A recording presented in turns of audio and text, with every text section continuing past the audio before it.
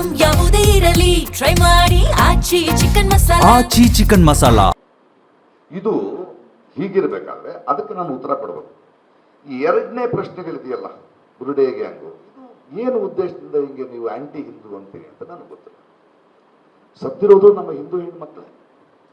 ನಾವು ಅದನ್ನು ಕಂಡು ಹಿಡಿಬೇಕಾ? ಈ ಪ್ರಶ್ನೆ ಕೇಳಿದವನು ಆಂಟಿ ಹಿಂದೂ ಅನ್ಬೇಕಾ? ಇಲ್ಲಿ ಧರ್ಮ ಏನ್ ಬಂತು? ಒಬ್ಬರು ಬರೀತಾರೆ, ಪ್ರಕಾಶ್ ರೈ ಅವರದು ದ್ವಂದ್ವ ಮನೋಭಾವ. ಅವರು ಧರ್ಮವನ್ನ ಒಪ್ಪಲ್ಲ, ಯಾವ ಧರ್ಮವನ್ನು ಒಪ್ಪ, ಆದ್ರೆ ಅವ್ರ ಹೆಂಡತಿ ಪೂಜೆ ಮಾಡ್ತಾರೆ. ಅವ್ರಿಗೆ ಹೇಳಬೇಕು ದ್ವಂದ್ವ ಅದಲ್ಲ.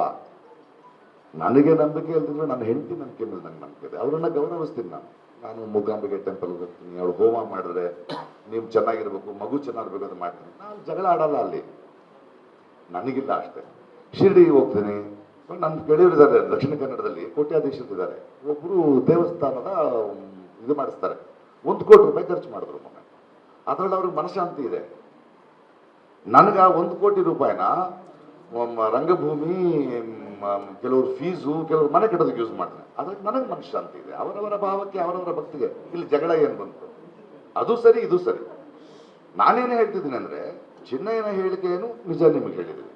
ಬಟ್ ಈ ತಿರುಚೋ ಮಾಧ್ಯಮಗಳಿದೆಯಲ್ಲ, ಬುರುಡೆ, ಇವನು ದ್ವಂದ್ವಾರ್ಥ, ಅದಕ್ಕೂ ಇದಕ್ಕೂ ಏನು ಸಂಬಂಧ?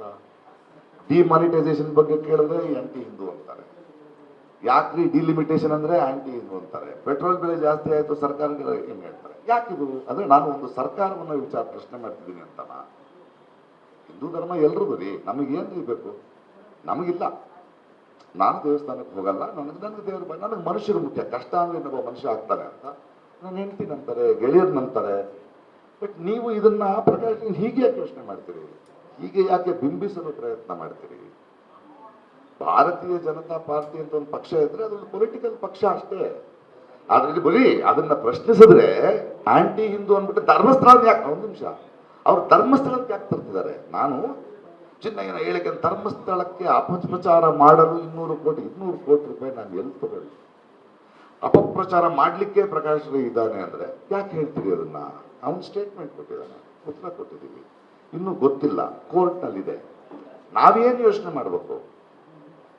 ಹೆಣಗಳ ಬಗ್ಗೆ ಯೋಚನೆ ಮಾಡಬೇಕು, ಆ ಹೆಣ್ಮಕ್ಳ ಬಗ್ಗೆ ಯೋಚನೆ ಮಾಡಬೇಕು, ಅವ್ರ ಮನೆಯವ್ರ ಬಗ್ಗೆ ಯೋಚನೆ ಮಾಡಬೇಕು. ನಮ್ಮ ಪ್ರಶ್ನೆ ಅದು ಯಾರೇ ಇರಲಿ, ಕೋರ್ಟ್ನಲ್ಲಿದೆ. It is in court, we can take a judge, but we want answers for that. ಇದರ ಕ್ಲಾರಿಟಿ ಇದು. ಈ ಕ್ಲಾರಿಟಿ ಇರಬೇಕಾದ್ರೆ ಆ ಕ್ಲಾರಿಟಿ ಸಿಗಿಸ್ತಿರೋ ಆ ಮಾಧ್ಯಮದವರೆಗೂ ಹೇಳ್ತಾ ಇದ್ದೀನಿ, ದಯವಿಟ್ಟು ಅರ್ಥ ಮಾಡ್ಬೇಡಿ ನಾನು ಹೇಳ್ತಿರೋದು ನೋವು. ಆ ಮಾಧ್ಯಮದವ್ರಿಗೆ ಜನರಿಗೆ ಯಾಕೆ ತಪ್ಪಾಗಿ ಹೇಳ್ಕೊಂಡು ಹೋಗ್ತದೆ?